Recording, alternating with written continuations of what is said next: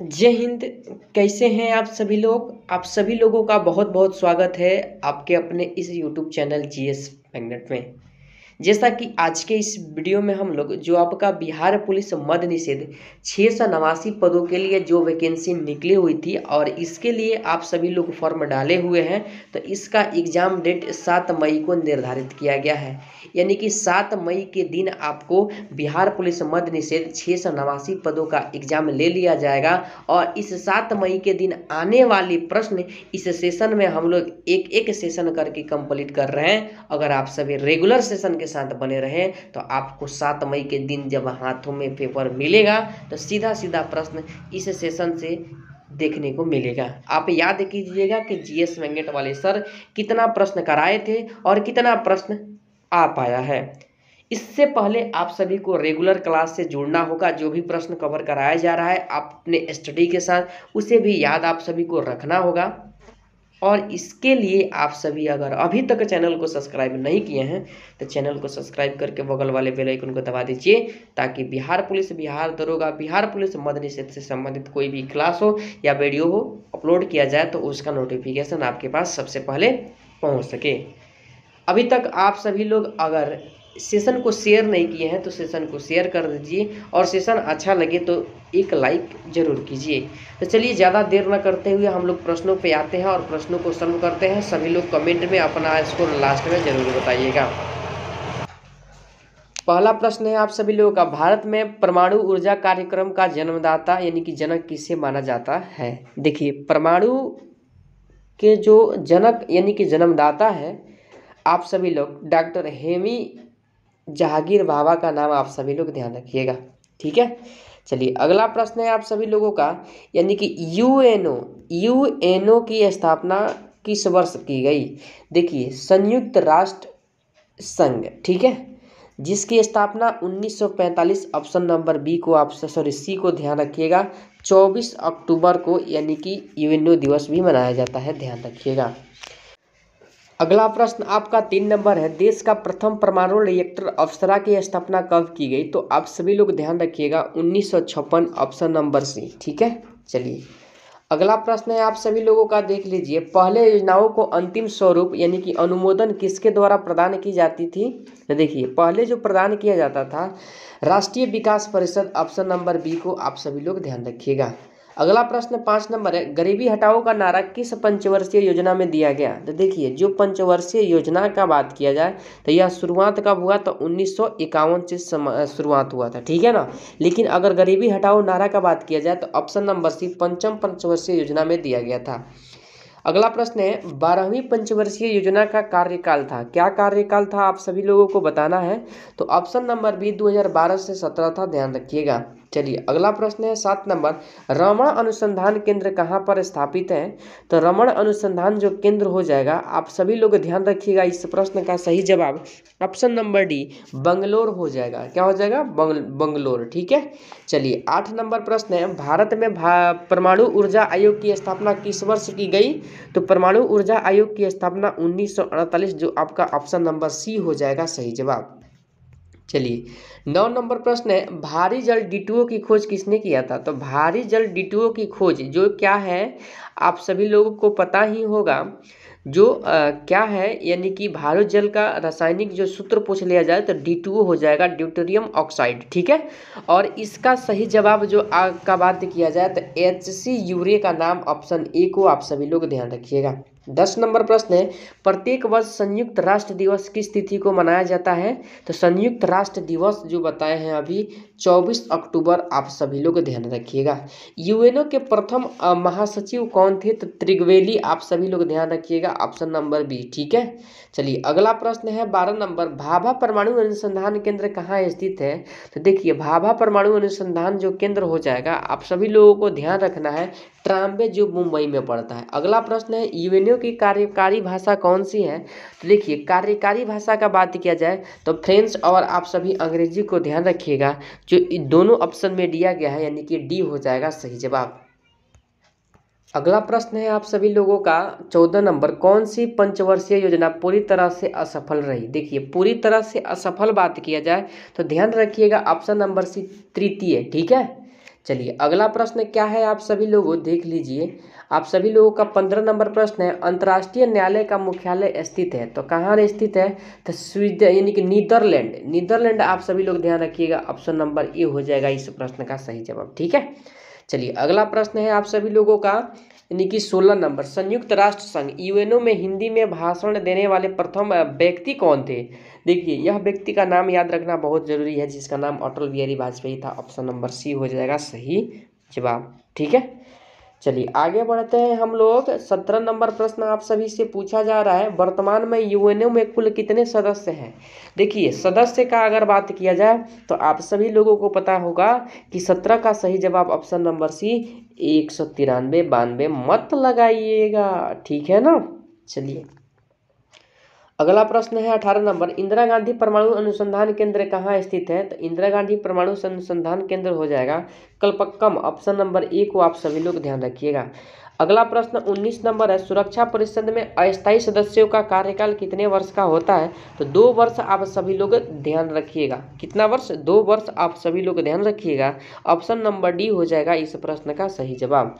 चलिए 20 नंबर प्रश्न है, सुरक्षा परिषद में कुल कितने सदस्य देश होते हैं। देखिए यह जो देश होता है ना, आप सभी लोगों को पता ही होगा कि इस प्रश्न का सही जवाब हो जाएगा ऑप्शन नंबर सी यानी कि 15, जो 5 अस्थायी देश होते हैं। ठीक है, चलिए 21 नंबर प्रश्न है, रावत भाटा परमाणु विद्युत घर किस राज्य में है, तो रावत भाटा जो हो जाएगा ऑप्शन डी राजस्थान, आप सभी लोग ध्यान रखिएगा। अगला प्रश्न आप सभी का 22 नंबर है, भारत का प्रथम परमाणु विस्फोट 18 मई 1974 को किस स्थान पर किया गया, तो 22 का सही जवाब ऑप्शन नंबर डी हो जाएगा पोखरण, जो राजस्थान में पड़ता है। ठीक है, चलिए अगला प्रश्न है आप सभी का 23 नंबर, पहली पंचवर्षीय योजना किस मॉडल पर आधारित थी, तो देखिए यह जो योजना आधारित थी हेरोल्ड डोमर मॉडल पर आधारित थी, ध्यान रखिएगा। 24 नंबर प्रश्न है, दुनिया का पुलिसमैन किसे कहा जाता है, तो महासुरक्षा परिषद को दुनिया का पुलिसमैन कहा जाता है, ऑप्शन नंबर क्या हो जाएगा, सी हो जाएगा सही जवाब। चलिए अगला प्रश्न क्या है, 25 नंबर, भारत का प्रथम भारी जल संयंत्र कहाँ पर स्थापित किया गया, तो यह जो स्थापित किया गया था नांगल, जो पंजाब में पड़ता है, ऑप्शन डी हो जाएगा। अगला प्रश्न है 26 नंबर, अंतर्राष्ट्रीय न्यायालय में न्यायाधीशों की संख्या कितनी होती है, तो देखिए यह जो संख्या होती है ना, आप सभी लोग ध्यान रखिएगा 15, ऑप्शन नंबर सी हो जाएगा सही जवाब।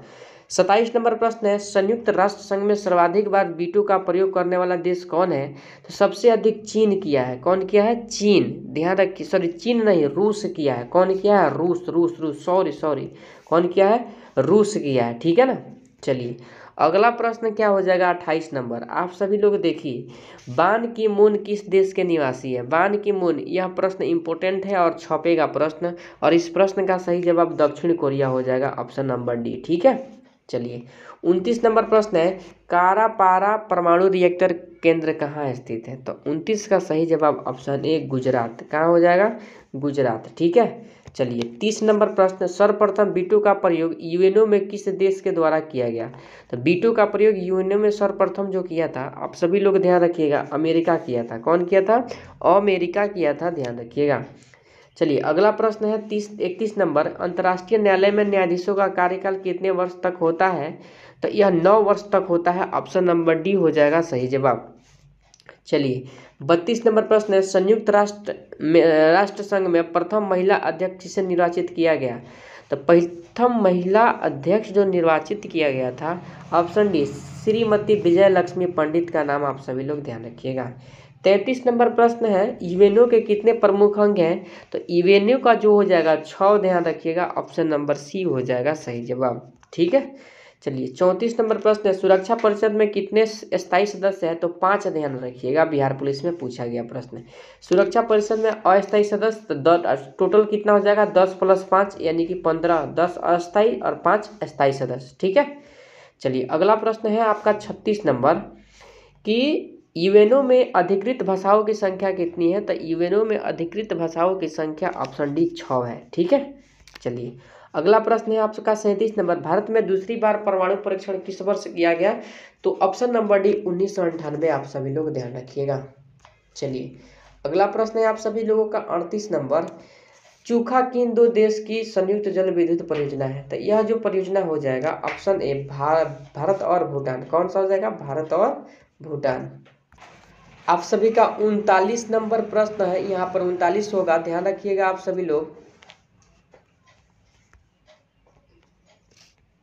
39 नंबर प्रश्न है आप सभी लोगों का कि जम्मू कश्मीर का क्षेत्रफल कितनी है।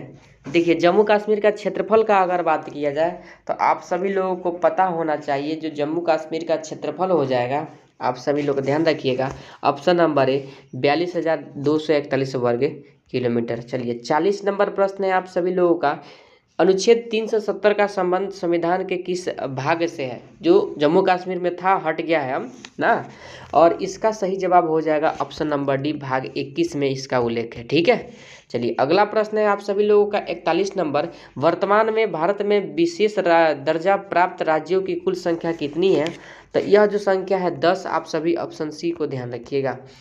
चलिए 42 नंबर प्रश्न है, जम्मू कश्मीर के विशेष राज्य का दर्जा को कब समाप्त किया गया? तो देखिए समाप्त हाल ही में किया गया है और आप सभी लोगों को ध्यान देना होगा इस प्रश्न का, 5 अगस्त 2019। ठीक है, चलिए अगला प्रश्न है आपका 43 नंबर कि जम्मू कश्मीर में अनुच्छेद 370 के किस खंड को अभी तक नहीं हटाया गया है? देखिए इस 370 खंड के कौन सा ऐसा भाग खंड है जिसे अभी तक नहीं हटाया गया है? तो आप सभी लोग ध्यान रखिएगा इस प्रश्न के लिए, खंड 1 को अभी तक नहीं हटाया गया है। ठीक है, चलिए 44 नंबर प्रश्न है, जम्मू कश्मीर में धारा 35A को कब लागू किया गया था? देखिए यह जो धारा लागू किया गया था ऑप्शन सी 14 मई 1954। ठीक है, चलिए 45 नंबर प्रश्न है, जम्मू कश्मीर का संविधान कब लागू हुआ था? तो जम्मू कश्मीर का जो संविधान लागू हुआ था ऑप्शन नंबर सी 26 जनवरी 1957 को लागू हुआ था। ठीक है, चलिए 46 नंबर प्रश्न है, जम्मू कश्मीर में कुल कितने जिले हैं? तो जम्मू कश्मीर में जिलों की संख्या 22 है, ऑप्शन नंबर सी। ठीक है, चलिए अगला प्रश्न क्या हो जाएगा 47 नंबर, केंद्र शासित प्रदेश जम्मू कश्मीर की सीमा कितने राज्यों से मिलती है? तो राज्य का बात किया जाए तो ध्यान रखिएगा ऑप्शन नंबर बी 2 राज्य। ठीक है, चलिए अगला प्रश्न है आप सभी लोगों का 48 नंबर, केंद्र शासित प्रदेश लद्दाख की सीमा कितने राज्यों से मिलती है? तो यह जो राज्य से मिलने का काम करती है ऑप्शन नंबर ए 1। ठीक है, चलिए अगला प्रश्न है आप सभी लोगों का 49 नंबर, केंद्र शासित प्रदेश लद्दाख की राजधानी कहाँ है? तो लद्दाख की राजधानी लेह हो जाएगा, ध्यान रखिएगा। ठीक है, चलिए अगला प्रश्न आप सभी लोगों के लिए 50 नंबर और आज के सेशन का आपका लास्ट प्रश्न, केंद्र शासित प्रदेश जम्मू कश्मीर के कुल विधानसभा सीट कितना है बताना है। हाल ही 76 पद में जो बिहार पुलिस मध्य निषेध का एग्जाम हुआ था उसमें बिहार विधानसभा का सीट पूछा गया था, तो इस बार अगर पूछ दे केंद्र शासित प्रदेश का विधानसभा का सीट कितना है तो आप सभी लोग का क्या जवाब रहेगा? आप सभी लोग ध्यान रखिएगा 84, ऑप्शन नंबर डी। तो आज के इस सेशन में हम लोग 50 अति महत्वपूर्ण प्रश्नों को कवर किया है। प्रश्न को लेकर के कोई डाउट है तो हमें कमेंट में जरूर बताइए। सभी लोग अपना अपना स्कोर भी कमेंट में डाल दीजिए ताकि हमको लगे कि यहाँ कौन सा स्टूडेंट ऐसा है जिसका स्कोर प्रतिदिन मतलब अच्छा रह रहा है, किसका कमजोर रह रहा है, उसको ठीक करने का प्रयास किया जाएगा। सेशन अच्छा लगा हो तो सेशन को लाइक कीजिए, चैनल पर नए तो चैनल को सब्सक्राइब करके बगल वाले बेल आइकन को दबा दीजिए, तभी ऐसा ऐसा सेशन का वीडियो आपको मिलेगा। चलिए आज के सेशन को यहीं पर समाप्त करते हैं, फिर मिलते हैं अगले सेशन के साथ। तब तक के लिए जय हिंद, जय भारत।